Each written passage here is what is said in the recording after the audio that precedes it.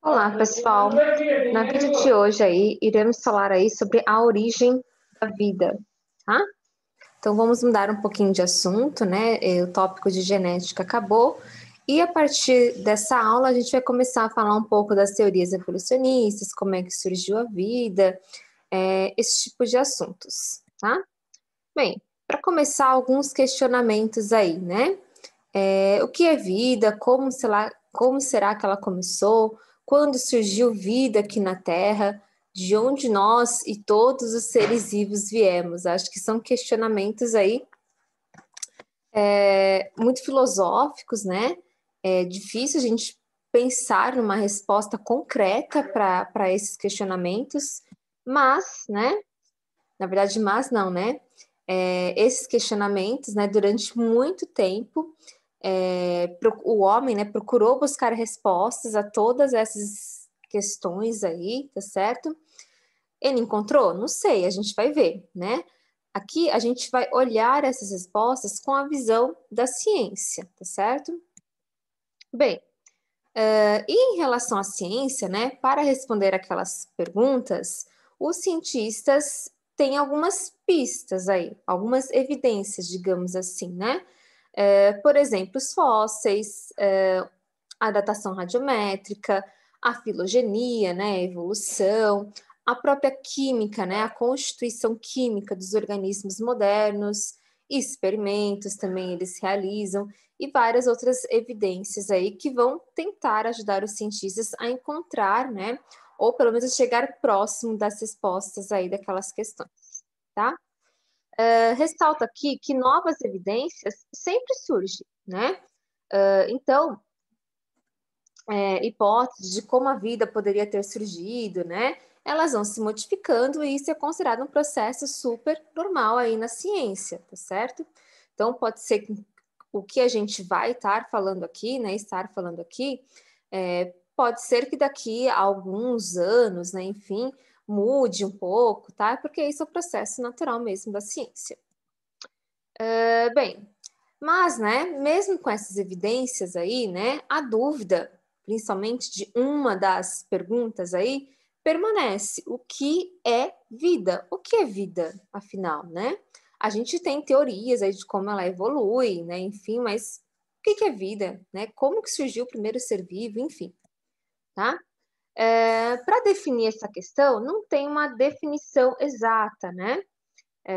E essa definição também é muito, muito polêmica aí no campo da ciência, tá? Existe, obviamente, um certo consenso, né? Mas é um consenso meio generalizado, né? Então, as literaturas vão dizer que vida, ela é um agregado de moléculas, né? Várias moléculas que essas moléculas conseguem capturar a energia do ambiente e usar essa energia para se replicar e seja capaz de evoluir também, tá? Mas percebe que é uma definição muito ainda generalizada, né? Bem, para ser considerado um ser vivo, né, segundo a ciência, tem que atender a alguns critérios aí, tá? Então, esse ser vivo, ele tem que ter crescimento, né? Produzir novas células, nesse caso. Ele tem que ter metabolismo, tá? Ele tem que ter movimento, quer movimento próprio ou movimento interno. Ele tem que ter a capacidade de gerar semelhantes, né? Tem que ter capacidade de se reproduzir. Ele também tem que ter uma capacidade de responder a estímulos, tá certo? Enfim, né? Várias condições aí tem que ter para ser um ser vivo. Se atender todos esses critérios, é considerado ser vivo. Se faltar algum deles, né, aí, né, tem uma pequena confusão, né? Por exemplo, é o caso dos vírus, né? Vírus, né? Tem muitos cientistas que não consideram vírus como um ser vivo, justamente porque eles são parasitas intracelulares obrigatórios, né? Isso é, eles têm que parasitar uma célula para conseguir ter metabolismo, para conseguir se reproduzir, né? Esse tipo de coisa. Vírus nada mais é basicamente a estrutura de um vírus, né? É uma cápsula feita de proteínas, e dentro dessa cápsula de proteínas existe o material genético do vírus, certo? É basicamente isso, o vírus, né? Então, com isso, o conceito de vida se torna ainda mais polêmico. Se for considerar vírus como simplesmente replicantes, eles vão possuir, como eu disse, crescimento, metabolismo, movimento, reprodução, né? Agora, se for considerar eles como seres vivos, né, que tem uma outra linha que considera os vírus como seres vivos, porque vão dizer que o vírus ele tem um DNA, ele tem um genoma, eles podem evoluir por seleção natural, tá certo? Que é a teoria mais aceita aí de como as espécies evoluíram. A gente vai falar um pouco mais dessa teoria quando estiver vendo evolução, tá? Enfim, há muita polêmica aí nesse conceito do que é vida, tá? Bem, aí a gente vai para outro espinho aqui, né? Quando surgiu a vida na Terra, né? Quando? Que época? Quando? Né? Para a gente tentar chegar a essa resposta, a gente tem que começar bem lá do início. E quando eu falo início, é começar vendo a origem do próprio universo, né? Então, a origem mais aceita aí é a teoria do Big Bang, que em português significa grande explosão, né? Mas, na verdade, foi bem uma explosão, não foi bem uma explosão, né? O universo, essa teoria diz, né, que existia um ponto denso, cheio de massa, com muita energia, esse ponto denso, ele começou a se expandir aí, enfim, né, e as partículas que ele foi liberando durante essa expansão, foi criando aí todos os astros que a gente conhece, estrelas, planetas, luas, né, satélites, aí, enfim, tá? Acredita-se que isso tenha acontecido há 14 bilhões de anos atrás, mas é uma teoria, ninguém estava lá para saber, percebem? Né? Então, é a teoria, segundo a ciência, mais aceita, tá? Bom, ok, surgiu o universo, né? Tem a teoria do surgimento do universo, e aí vamos para o nosso sistema solar, tá certo? A teoria diz, né, que o nosso sistema solar aí originou-se a partir de uma nuvem, uma grande nuvem de gás e poeira cósmica, né, a partir de uma nebulosa solar primitiva aí, que originou o Sol, tá certo? E nessa nuvem de poeira e gás aí, né, que surgiu a partir do Sol, formou todos os planetas aí ao redor do Sol, os planetas do sistema solar. E isso teria acontecido há aproximadamente 4,6 bilhões de anos.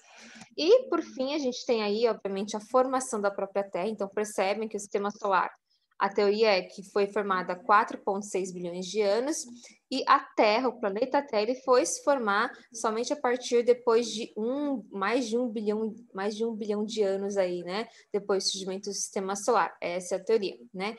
E, segundo a teoria, na Terra já existiam depósitos aí de carbono, tá? Bom, outra perguntinha aí, né? Básica é onde surgiu a vida, né? Onde surgiu vida aqui na Terra? Onde a vida se originou, tá? Então a hipótese mais atual é que a vida tenha se originado aí na água, né? No fundo do mar, por meio numa fonte aí hidrotérmica, tá bom? Ou seja, numa fonte quente, né? Isso porque, né? Substâncias e energia foram encontradas nesses locais, né? E podem ter abastecido muitas reações químicas necessárias naquela época bem remota para a evolução da vida, tá certo? Bom, e como, né? Como surgiu a vida? Como será que surgiu o primeiro ser vivo aqui na Terra, tá certo? Aí eu vou ter muitas teorias, né? E hipóteses sobre como surgiu a vida aqui na Terra. Eu tenho a própria hipótese criacionista, né? Tenho também outra hipótese chamada geração espontânea, ou também conhecida como a biogênese. Tenho a biogênese e tem uma outra teoria chamada panspermia cósmica. A gente vai passar aí por cada uma delas, tá certo? Entretanto, né, enfim, como eu falei que a gente já vê do ponto de vista da ciência, né, no caso da teoria criacionista, que diz que né, que a vida que surgiu por meio de um ser sobrenatural, onipotente, onipresente, né, que teria originado essas diferentes formas de vida. Aqui na teoria criacionista, os seres, eles são imutáveis, né? Ou seja, eles não se modificam conforme o tempo, tá certo? Então, digamos que a teoria criacionista, ela não acredita nos fósseis, né? Por exemplo, aí, tá? Aqui, né, essa teoria criacionista, ela não será considerada na nossa aula, né? Pois ela foge aí ao confronto do método científico, tá certo? Só por isso. Mas é uma teoria, assim como as outras teorias que eu vou apresentar em relação à ciência também é uma teoria, tá certo? Bom, Vou começar a falar aí da geração espontânea, ou também chamada biogênese, tá? Então, essa teoria foi elaborada primeiramente pelo grego Aristóteles, né? Ele dizia que a vida ela é resultado da ação de um princípio ativo sobre uma matéria inanimada, né? Ou seja, uma matéria sem vida, a qual se tornava então animada. Ou seja, para o Aristóteles, né? O primeiro ser vivo aí teria surgido de algo inanimado, tá certo? Que jogado um princípio ativo, né, um pó de pirlim-pim-pim, digamos assim, né, essa matéria inanimada teria se tornado animada. Ele não soube explicar que o princípio ativo era esse, tá? Essa ideia do Aristóteles, por incrível que pareça, perdurou até a época da Era Moderna. Então, a gente está falando aqui de Grécia Antiga, antes de Cristo, e perdurou até aí a Era Moderna aí, tá certo? Bem depois de Cristo aí, tá bom? O von Helmont, ele acreditava nessa teoria aí, né? Foi um dos principais defensores, principalmente dessa época aqui dele, né? De 1500 aí, mais ou menos, tá? 1600. Então, ele acreditava que o cheiro dos pântanos é que geravam as rãs, as roupas sujas é que geravam os ratos, a carne podre, né? Gerava as moscas, os nossos intestinos produziam espontaneamente os vermes, né? Então, o princípio ativo aí, né, que Aristóteles fala, tá? Bom, e a gente tem aí, confrontando a teoria da abiogênese, a teoria da biogênese, né? Um dos principais defensores aí foi o italiano Francesco Redi, né? Ele propôs alguns experimentos que demonstravam que a teoria da abiogênese estava equivocada, né? Na época, até ela foi bem aceita por alguns naturalistas, né? Qual foi o experimento que Redi fez, né? Então, ele pegou 2 potes, tá certo? Colocou nesses 2 potes carne, e em um desses potes, ele colocou aí, ele tampou com uma gaze, tá? E no outro pote, ele deixou aberto, tá? Enfim, ele concluiu aqui que as larvas, né, aqui no pote aberto, estão vendo aqui? No pote aberto apareceu larvas, no pote fechado não apareceu larvas, né? Ele acreditou que as larvas na carne, elas surgiram em razão da presença dos animais adultos, das próprias moscas, e não da transformação da carne, porque se fosse da transformação da carne, né, aqui no pote com gás fechado, as larvas também teriam surgido, e não foi isso que aconteceu, né? Então, digamos que ele contestou, né, aí por meio de um experimento, a teoria da abiogênese, tá? Mas ele não soube explicar também aí de onde veio as larvas, né? O advento da microscopia veio levantar a questão da abiogênese novamente, né? E a teoria da abiogênese era a única daquela época que podia explicar o aparecimento daqueles micro-organismos, né? As larvas surgindo lá, né? Essa situação ela vai se manter até o século XVIII, né? Quando 2 cientistas aí, o Needham e o Spallanzani, voltam a debater sobre o assunto de novo, né? Então, o que o Needham fez aí, tá certo? O Needham era um grande defensor aí da teoria da abiogênese, tá? Então, ele fez o experimento para provar que a teoria da abiogênese estava correta. Ele colocou vários frascos em infusão, ele aqueceu esses frascos, tá bom? E esses frascos foram deixados ao ar durante alguns minutos, aí, né? As infusões, elas eram invadidas por muitos micro-organismos. E aí, qual foi a interpretação do Needham? Bom, eu aqueci, gerou espontaneamente vida, digamos assim, né? Digamos que o aquecimento foi o princípio ativo que originou a vida, tá? Já o Spallanzani, né? Ele realizou o mesmo experimento que o Needham, mas ele deixou os frascos fechados, tá certo? Conclusão do Spallanzani, que era outro italiano, né? Também como Redi, que o ar ele contém os ovos dos micro-organismos, então ele já propôs aí uma teoria de onde vieram os ovos, né, as larvas, ele diz que no ar é que tem os ovos dos micro-organismos, então logo a vida provém de outro pré-existente, a biogênese, tá certo? Bom, essa polêmica entre biogênese e abiogênese só teve fim mesmo com o experimento do Pasteur, tá? Do físico francês Louis Pasteur aí. O que o Pasteur fez, tá? Ele colocou dentro de uma vidraria, né, um líquido nutritivo, um líquido cheio de nutrientes aí, tá? Dentro de um frasco de pescoço longo, tá vendo, ó? um frasco assim, ó, tá? Tem um pescoço longo. Em seguida, né, o que ele fez, né? O gargalo do frasco aí é esticado e ele alongou isso daí, tá certo? E depois ele ferveu esse líquido nutritivo aí, esterilizado, bonitinho, tá? O líquido no interior do frasco, com o pescoço alongado, permaneceu livre de micro-organismos, mesmo com aquecimento, né? Quando ele quebrou esse frasco, né? Aí sim que surgiram os micro-organismos, né, no caldo, e o líquido tornou aí contaminado, né? Por que ele fez isso? Para eliminar um possível argumento do Needham, né? Falando, olha, você não destampou, né? Por isso que, ou tampou, enfim, por isso que não surgiu ou surgiu, tá? Bom, então o Pasteur, com esse experimento, ele comprova efetivamente que a vida, ela sempre vai surgir de outra pré-existente, né?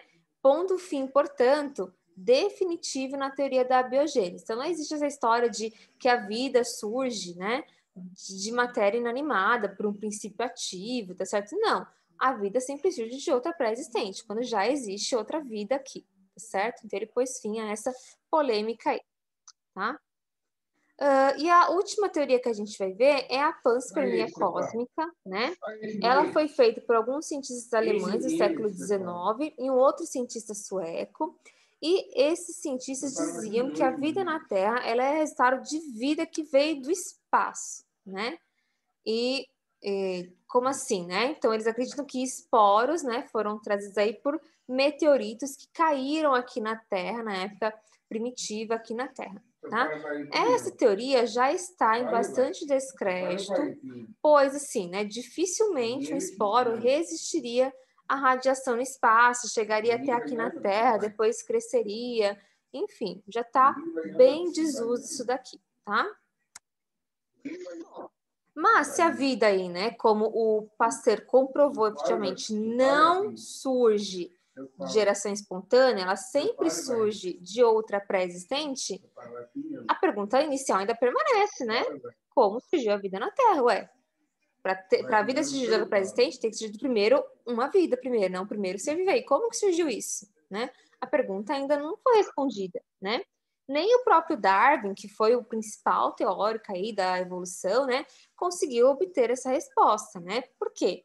A evolução ela explica como os seres vivos foram ficando complexos, mas ela não explica como que essa complexidade começou, de onde eles vieram, tá? Então, cuidado, nem o Darwin conseguiu responder essa pergunta, né? Bom, mas, né, o Parin, tá certo? Ele chegou próximo aí à pergunta, né? A resposta da pergunta, tá? A gente sabe, né? Teorias, essa é uma teoria bastante forte, né? Que a Terra primitiva aqui era bem diferente, a composição da nossa atmosfera era bem diferente aí da atual, né? Não havia oxigênio, não havia nitrogênio, aqui existia simplesmente amônia, metano, vapor d'água e hidrogênio, né?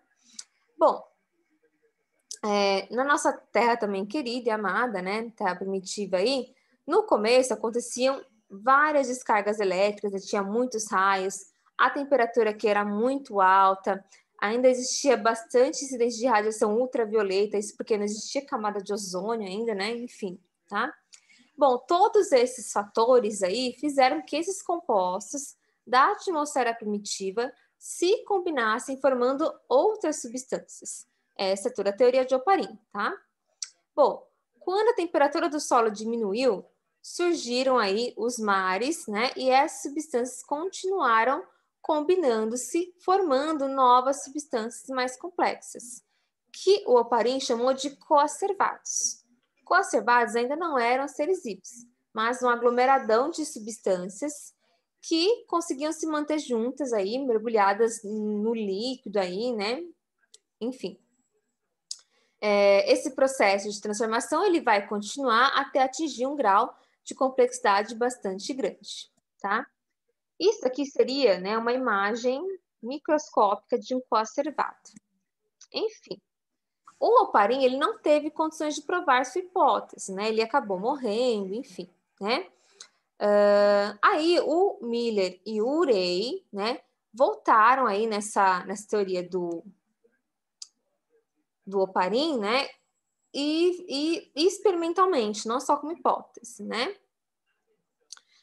Então, eles tentaram aí formar as primeiras moléculas de proteínas, né, a partir desses compostos abióticos, a partir desses compostos sem vida, quando eram submetidos a descargas elétricas e temperaturas elevadas aí, né?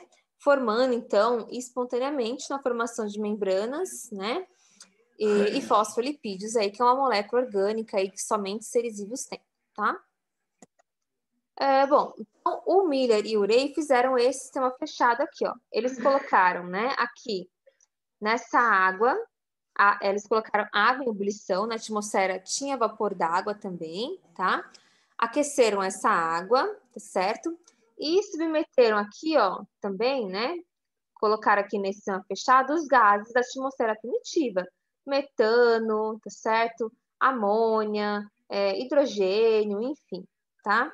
E colocaram, né, tudo isso aí com descargas elétricas, com temperaturas altas, tá certo? Enfim. E aqui colocaram uma torneirinha para ver o que ia cair depois, né? Digamos assim, para ver o que ia sair depois dessa reação química, tá? E para a surpresa, né, do Miller e do Urey, tá certo? Realmente formou aí espontaneamente essas membranas celulares. Né? Bom, como que eram esses primeiros seres vivos aí, tá certo?